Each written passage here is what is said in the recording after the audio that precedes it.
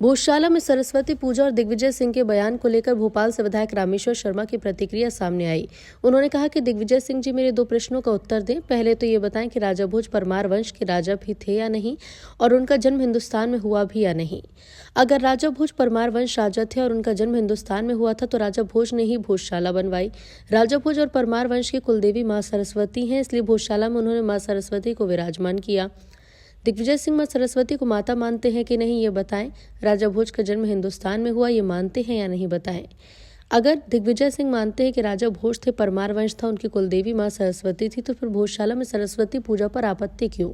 दिग्विजय सिंह जी, आप इस्लाम के जानकार हैं, इस्लाम के खलीफा, इसलिए आपसे ऊपर जो खलीफा उनसे बात कीजिए।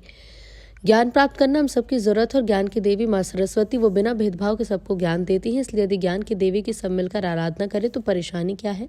दिग्विजय सिंह इस समय सबसे ज्यादा इस्लाम के ज्ञानी हैं, इस्लाम के लोग उनकी बात मानते हैं और वो इस्लाम की बात मानते हैं, इसलिए अब देखना होगा कि कौन किसकी बात मानता है। दिग्विजय सिंह प्रश्नों का उत्तर देंगे, ऐसी उम्मीद है। सिंह जी से आग्रह पूर्वक कहना चाहता हूं कि दिग्विजय सिंह जी पहले 2 प्रश्नों का उत्तर दें। पहले तो ये माने कि बताएं कि वो राजा भोज परमार वंश में हुए कि नहीं हुए। अगर राजा भोज परमार वंश में हुए और भोज का जन्म हिंदुस्तान में हुआ तो राजा भोज ने ही भोजशाला का निर्माण किया, और भोजशाला का जब राजा भोज ने निर्माण किया तो राजा भोज की और परमार वंश की कुलदेवी मां सरस्वती है और मां सरस्वती उसमें विराजमान है। तो दिग्विजय सिंह जी मां सरस्वती को माता मानते हैं कि नहीं मानते? भोज के जन्म मानते हैं कि नहीं मानते?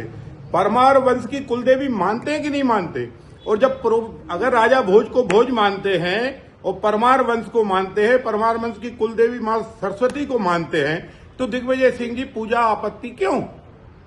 और इसलिए आप इस्लाम के खलीफा हैं, इस्लाम के जानकार हैं, और इस्लाम के जो आपसे ऊपर के खलीफा हैं उनसे सद्भावना की बात करिए और कहिए कि हम सबकी जरूरत है ज्ञान, और ज्ञान की देवी है मां सरस्वती।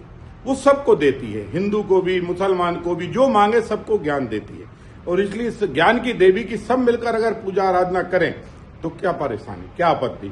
और दिग्विजय सिंह इस समय सबसे ज्यादा ज्ञानी है इस्लाम के, और वो इस्लाम के लोग उनकी बात भी मानते हैं और वो भी बात इस्लाम की मानते हैं। तो अब देखते हैं कि कौन किसकी बात मानता है, और दिग्विजय सिंह जी हमारे प्रश्नों का उत्तर देंगे, ऐसे हम उम्मीद करते हैं।